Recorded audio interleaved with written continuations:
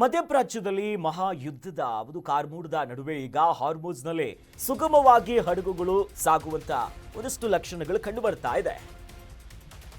ಕೊನೆಗೂ ಸಂಚಾರ ಮುಕ್ತವಾಗಿಬಿಟ್ಟಿದೆ ಈಗ ಹಾರ್ಮುಜ್.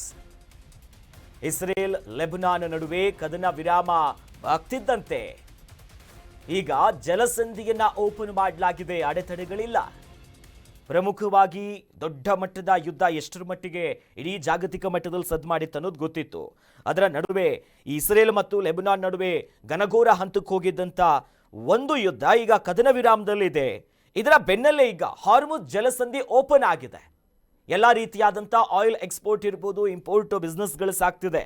ಆದರೂ ಕೂಡ ಷರತ್ತುಗಳೊಂದಿಗೆ ಜಲಸಂಧಿಯನ್ನ ಓಪನ್ ಮಾಡಿದೆ ಇರಾನ್. ಸುಮ್ಮನೆ ಮಾಡಿಲ್ಲ, ಒಂದಿಷ್ಟು ಕಂಡೀಷನ್ಸ್ಗಳನ್ನ ಹಾಕ್ಕೊಂಡಿದೆ.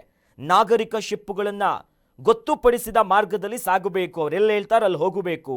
ಜಲಸಂಧಿಯ ಮೂಲಕ ಮಿಲಿಟರಿ ಹಡಗುಗಳ ಸಾಗಾಣಿಕೆ ನಿಷೇಧವನ್ನು ಹೇರಲಾಗಿದೆ. ಎಲ್ಲ ಈ ವಹಿವಾಟುಗಳ ಮೇಲೂ ಕೂಡ ಕಟ್ಟೆಚ್ಚರವನ್ನು ವಹಿಸ್ತಾರೆ. ಕೇವಲ ನಾಗರಿಕ ಸೇರಿದಂತೆ ಈ ಆಮದು ಮಾಡ್ಕೊಳ್ದಿರ್ಬೋದು, ರಫ್ತಾಗುವಂಥ ಅಂಶಗಳಿಗೆ ಮಾತ್ರ ಅಲ್ಲ ಅನುಮತಿ, ಬೇರೆ ಯಾವುದಕ್ಕೂ ಕೂಡ ಅನುಮತಿಯನ್ನ ಕೊಡಲಾಗಿಲ್ಲ. ಹಾರ್ಮುಜ್ ಜಲಸಂಧಿ ಸಂಪೂರ್ಣವಾಗಿ ಈಗ ಮುಕ್ತವಾಗಿದೆ, ಓಪನ್ ಆಗಿದೆ, ಕಂಪ್ಲೀಟ್. ವ್ಯಾಪಾರ ಏನು ಪೂರ್ಣ ಮಾರ್ಗಕ್ಕೆ ಹಾರ್ಮುಜ್ ಸಿದ್ಧವಿದೆ. ಅಮೆರಿಕ ಅಧ್ಯಕ್ಷ ಡೊನಾಲ್ಡ್ ಟ್ರಂಪ್ ಈ ಬಗ್ಗೆ ಸ್ಟೇಟ್ಮೆಂಟ್ ಅನ್ನು ಕೊಟ್ಟಿದ್ದಾರೆ. ಹಾರ್ಮುಜ್ ಜಲಸಂಧಿ ಮೇಲಿನ ದಿಗ್ಬಂಧನ ಇರಲಿದೆ, ಇದು ಹೋಗುತ್ತೆ.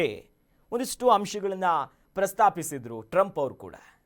This will be a great and brilliant day for the world because Iran has just announced that the Strait of Hormuz is fully open and ready for business and full passage.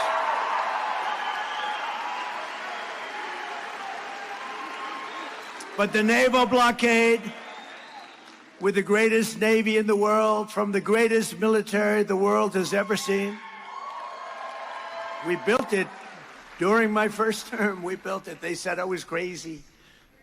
We weren't so crazy, were we? Will remain in full force and effect as it pertains to Iran until such time. Karnataka news beat follow ಮಾಡಿ, subscribe ಮಾಡಿ.